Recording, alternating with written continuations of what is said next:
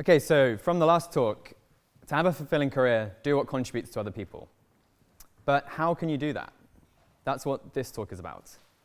So before we get started, does anyone know who this is? This is Petrov, and he saved your life. So how that happened is 26th of September 1983.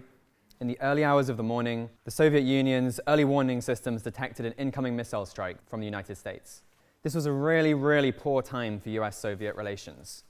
Sirens went off, computer readouts suggested that several missiles had been launched. The clear protocol was to order an immediate nuclear retaliation strike. Petrov was on duty in the station that picked up these signals, but he did nothing. He reasoned that the number of missiles was too small for it to be a real alarm. Unfortunately, he was right. Petrov said that he was the only person on the staff with a civilian education.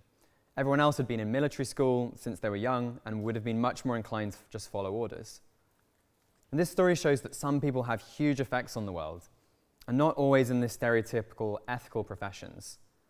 Working in the Soviet military doesn't sound like a good thing to do with your life, but we should be glad that Petrov did. There's a big difference in how much impact different people have. An ordinary person might just help their immediate friends and family over their lives. When we think of ethical careers, we think of something like being a doctor.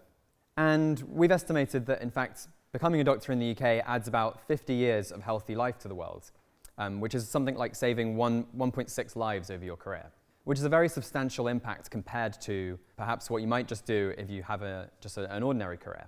It's a significant but maybe less impact than you might first think. And there's a couple of reasons for this. And you can read much more in depth on this analysis on our website. One of the big reasons is that actually most of the increase in life expectancy over the last 100 years hasn't been due to doctors.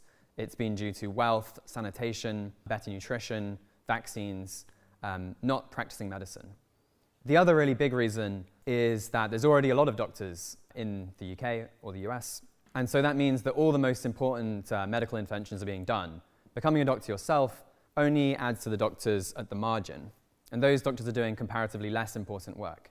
And so here's a bunch of data on this. This is, on the bottom, the number of doctors per 100,000 people.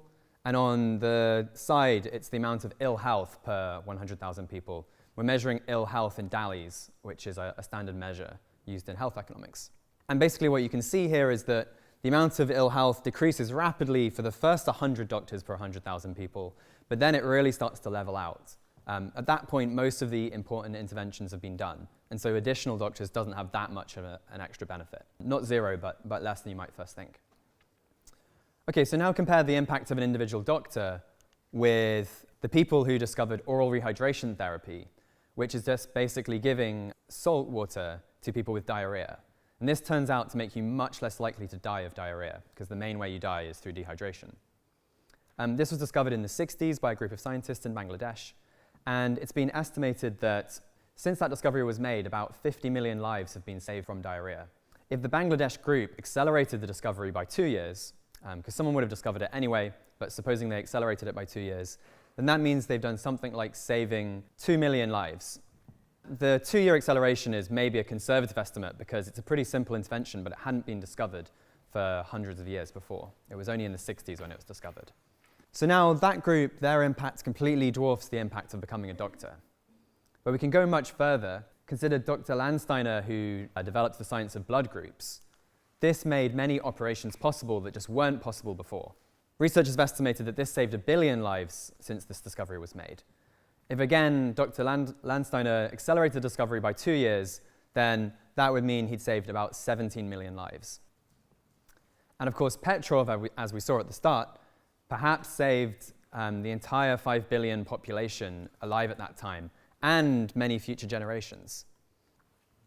If some options do way more good than others, then it's really worth thinking about the difference that you might make in your career. Okay, so before I go on, just let's quickly define what I mean by social impact or making a difference. I define it as the number of people you help by increasing their well-being and how much you help them by. So you can have more social impact by either helping more people or by helping the same number of people to a greater extent. And as we just saw in the first talk, some of the key components of well-being. So that's what that would consist of in more detail. Okay, so now how much social impact can you have in your career?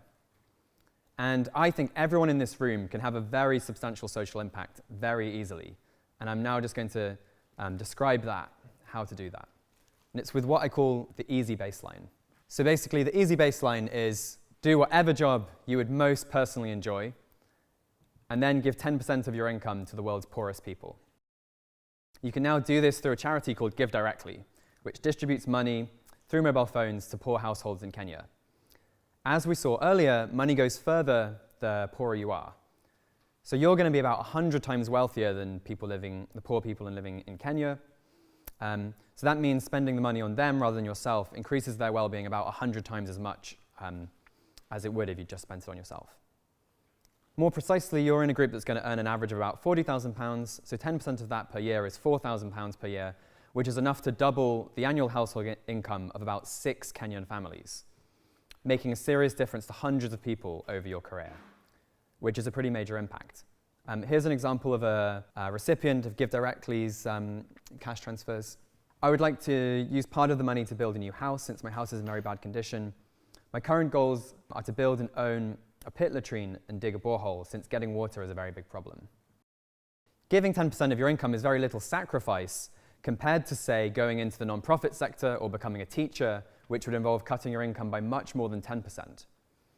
In fact, as we saw earlier, because giving money to charity makes you happier, it could even be no sacrifice at all or even a benefit to you overall.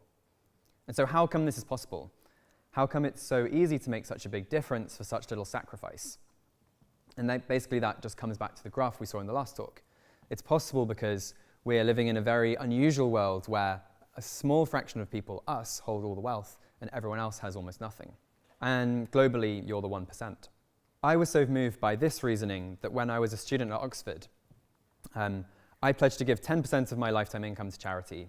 And I did this with Giving What We Can, a global community of 1,500 givers who collectively have pledged $500 million so far to charity.